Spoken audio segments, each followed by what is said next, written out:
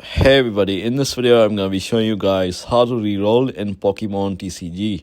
So with that being said guys, let's get started with today's video. The first step is to create a new account.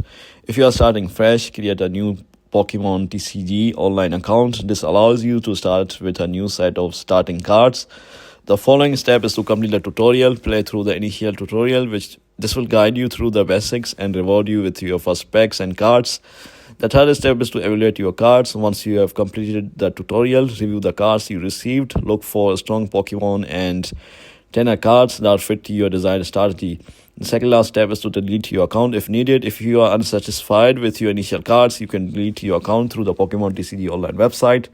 This will allow you to create another new account. The last step is to repeat the process. After deleting your account, repeat the steps to create a new account and go through the tutorial again until you get a satisfactory starting deck. So yeah guys, this is how you do it. If you found this video to be helpful, then consider subscribing.